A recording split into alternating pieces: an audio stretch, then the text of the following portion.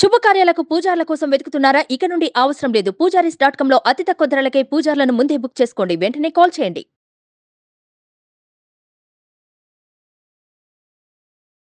నమస్తే మేడం. నమస్తే అమ్మా.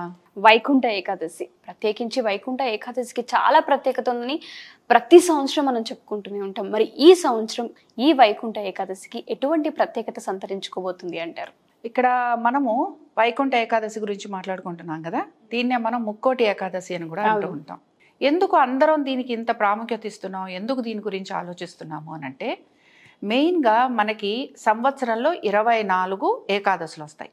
అంటే నెలకి 2, ఒకటి శుక్లపక్షంలో వస్తుంది, ఒకటి బహుళంలో వస్తుంది. సాధారణంగా మనకున్న విషయాలు అంటే మనకుండే పని పాటల్లోనో ఏదో ఒక కారణంతో మనం ఏకాదశి వ్రతాన్ని కానీ ఏకాదశి రోజున చేయాల్సిన పనులు కానీ చేయట్లేదు. అంటే ఏంటి, ఉపవాసం ఉండటము, స్వామివారిని కీర్తించటము, లేకపోతే జపదానాలు చేయటము, ఇలాంటివి ఏవి కూడా మనం చెయ్యట్లేదు. అనేక కారణాలు. ఇలాంటివి చెయ్యలేనప్పుడు ఈ ముక్కోటి ఏకాదశి నాడు మనం తప్పకుండా చేయాలి. దీని వలన ఏంటి లాభం అని అంటే, ముందర ఈ రోజున వైకుంఠ ద్వారాలు తెరుచుకుంటాయి మనకి. వైకుంఠ ద్వారం తెరుచుకున్నప్పుడు మన స్వామివారికి మనం చేసే ఈ యొక్క ముక్కోటి ఏకాదశి రోజున ఏదైతే మనం చేస్తామో, వ్రతాలనుకో, నోములనుకో, లేకపోతే మనం తీసుకునే ఉపవాసమే అనుకో, దీని వలన భగవంతుడికి చాలా చేరువుగా మనం వెళ్తాం.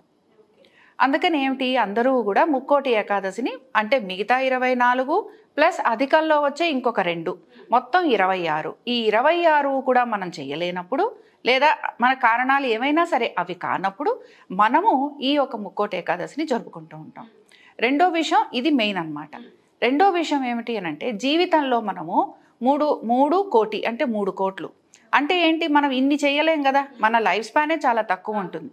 ఈ ఒక్క రోజు గనక చేస్తే అన్ని ఏకాదశులు చేసిన ఫలం మనకి లభిస్తూ ఉంటుంది. కాబట్టి దీన్ని మనం పట్టుకోవాలన్నమాట. ఇంకొకటి ఏంటి, దేవతలందరూ కూడా ఉత్తరాయణ పుణ్యకాలం మొదలవుతోంది అని అంటే వాళ్ళందరికీ కూడా, దేవతలందరికీ కూడా పగలన్నమాట. దక్షిణాయనం అంటే వాళ్ళకి రాత్రి. ఇదేమవుతుంది వీళ్ళకి, ఇది బ్రహ్మీ కాలం లాగా అవుతుంది. కాబట్టి ఒక రకంగా వాళ్ళకి ఎలా ఉంటుందంటే చాలా తెల్లవారుజామునుగా మనం గమనించవచ్చు. అందుకని దేవతలందరూ ఏం చేస్తారంటే స్వామివారిని వచ్చి దర్శించుకుంటారు. కాబట్టి స్వామివారిని దేవతలందరూ కూడా దర్శించుకుంటారు గనక దీన్ని మనం ముక్కోటి ఏకాదశి అని కూడా అంటూ ఉంటాం. వైకుంఠానికి మనని తీసుకెళ్తుంది గనక వైకుంఠ ఏకాదశి అని అంటాం. మరి దేవుని దర్శించుకునే ముందు ప్రత్యేకించి చాలా నియమాలు చెప్తూ ఉంటారు మేడం, ఎస్పెషల్లీ ఈ వైకుంఠ ఏకాదశికి. దానికి ఉన్న ప్రత్యేకత ఏంటి అంటారు? అసలు నియమాలు అంటే ఏమిటంటే, ఏదైనా సరే మనము చేయాలి అని అంటే ఇక్కడ ఉపవాసము అని పెట్టుకుంటాం. మన అందరికీ తెలిసిందే కదా, భగవంతునికి చేరువుగా ఉండేది ఉపవాసము అంటే భగవంతుడికి దగ్గరగా తీసుకెళ్లేది. ఇందులో ప్రధానంగా చెప్పే ఈ ఉపవాసాలలో మనకి ఏమంటూ ఉంటారు, ఆహారము తినకండి అంటారు. ఆహారం ఎందుకు తినకూడదు అన్న ప్రశ్న వస్తూ ఉంటుంది మనకి. ఇప్పుడు మన కడుపు నిండా భోజనం చేసాం, చక్కగా అన్ని పలహారాలు వేసుకొని తినేసాం, మంచిగా నెయ్యి, నూనెతో చేసిన వస్తువులు, మసాలా ఫుడ్, లేకపోతే మామూలు సాత్వికంగా ఉండేది. ఏమవుతూ ఉంటుందంటే మనం తినే ఆహారం వలన మన గుణం అనేది మారుతూ ఉంటుంది. రజోగుణము, అలాగే మనకి సత్వగుణం ఉండాలి. ఈ గుణం గనక మారిందనుకో అప్పుడు భగవంతుని మీద మనకి ధ్యాస నిలవదు. ధ్యాస నిలవనప్పుడు మనం భగవంతుడిని ఏమని అర్చిస్తాం, ఏమని కీర్తిస్తాం? రెండోది ఏమిటి అంటే, కడుపు నిండా అన్నం తిన్నాం అనుకోండి, శుభ్రంగా నిద్ర వస్తుంది. కంటి మీద నిద్ర వచ్చినప్పుడు భగవంతుడిని ధ్యానం చేయడానికి ఉండదు, ఎప్పుడెప్పుడు వెళ్ళి పడుకుందామా అని ఆలోచిస్తాం. అందుకని ఏంటంటే ముఖ్యంగా భగవంతుడికి దగ్గరగా వెళ్ళాలి అని అంటే మనము ఏం చేయాలి, ఉపవాసం చేయాలి. అంటే ఏంటంటే మన పేగులు ఏవైతే ఉన్నాయో వాటికి రెస్ట్ ఇవ్వాలన్నమాట. మామూలుగా మనందరికీ తెలిసిందేగా, అన్నం తిన్న వెంటనే వాటి ఫంక్షన్ అవి మొదలు పెడుతూ ఉంటాయి.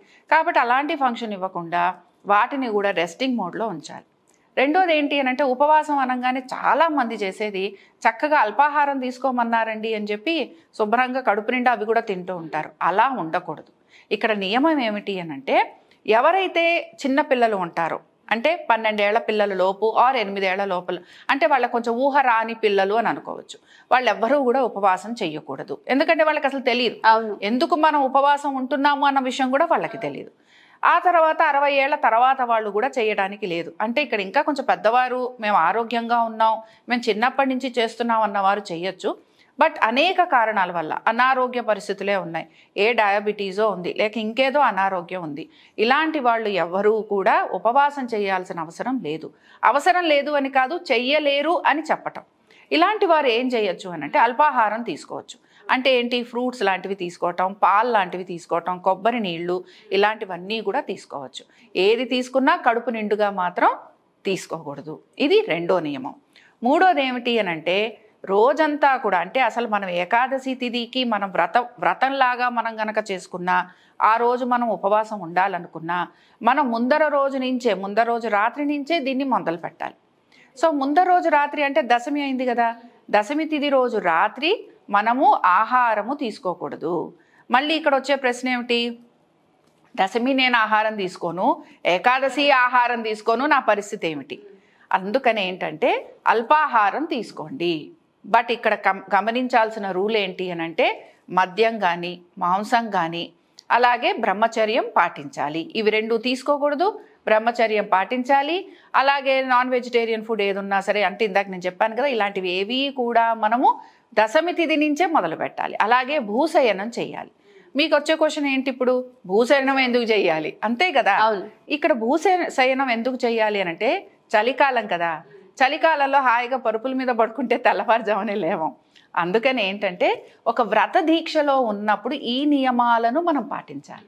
అందుకని ఏమిటి, స్వామివారికి నేను దగ్గరగా వెళ్తున్నాను, నా తర్వాత నా మరణానంతరం స్వామివారి అనుగ్రహం నాకు కలిగితే ఆయన నన్ను రక్షిస్తాడు, నన్ను ఆయనకి దగ్గరగా చేర్చుకుంటాడు. ఆయనకి దగ్గరగా చేరాలి అనే నా ప్రయత్నంలో నేను ఈ పనులన్నీ చేస్తున్నాను. కాబట్టి దశమి రోజు ఇది చెయ్యాలి. ఏకాదశి రోజున ఏం చేయాలి, తెల్లవారుజామునే లేవాలి, స్నానం చెయ్యాలి. ఆ రోజు షాంపూలు అవి కాకుండా మామూలుగా స్నానం చేయాలి. అంటే చాలామంది నూనెలు పెట్టుకొని చక్కగా స్నానం చేస్తారు, అలా చేయకూడదు. తల మీద స్నానం చెయ్యాలి. కానీ తల స్నానం చేసిన తర్వాత దీపారాధన చేసుకొని స్వామివారికి మనం పూజాది కార్యక్రమాలు చేసుకోవాలి. ఎస్పెషల్లీ మేడం చాలామంది అడిగేది ఏంటంటే మనం చాలా నియమాలు పాటిస్తూ ఉన్నాం.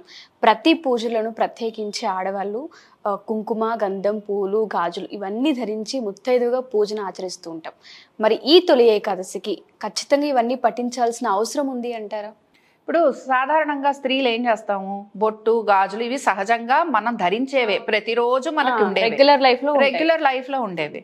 ఇక్కడ మెయిన్గా చేసేది ఏమిటి అని అంటే పూజాది కార్యక్రమాలు చేసేటప్పుడు తలలో ఒక పువ్వు తురుముకుంటాం.